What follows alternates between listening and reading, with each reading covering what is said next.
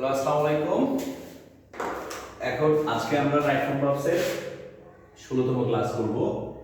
By the টাইমের পরে যদি দুইটা ক্লাস থাকে, আমি প্রিভিয়াস ক্লাসে পড়াইছিলাম যে বাই দ্য টাইম থাকলে প্রেজেন্ট পারফেক্ট টেন্স হবে আর ফিউচার পারফেক্ট টেন্স হবে, কিন্তু বাই দ্য টাইমের পরে যদি দুইটা ক্লাস মানে দুইটা টেন্স যুক্ত থাকে তখন বাই দ্য টাইমের পর পর বসবে প্রেজেন্ট ইনডিফিনিট। বাই দ্য টাইমের পর পর present indefinite, that means subject plus ভার্বের বেস মানে প্রেজেন্ট ফর্মের সাথে S E S I S.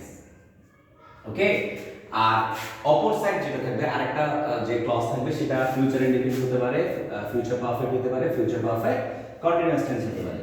যেমন রাজশাহী ইউনিভার্সিটিতে একটা কোশ্চেন আসছে, dash you get present indefinite, you get this letter, I will be future tense. তাহলে রুলসটা কোনটার সাথে মিলবে?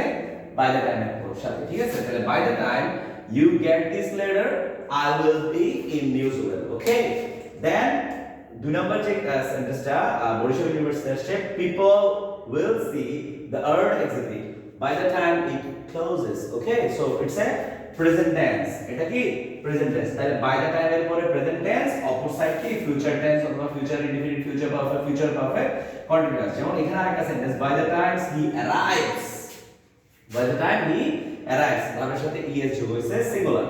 ওকে, সেজন্য ইএস যোগ হয়েছে। So he will have finished, এটা ফিউচার পারফেক্ট টেন্স হতে পারে। সুতরাং আমরা এটা বলতে পারি বাই দ্য টাইম দ্বারা যুক্ত দুইটা ক্লজ হলে প্রথম বাই দ্য টাইমের সাথে হবে যে প্রেজেন্ট ইনডিফিনিট টেন্স, অপর আরেকটা যে ক্লজ থাকবে সেটা হবে future indefinite, future perfect continuous tense.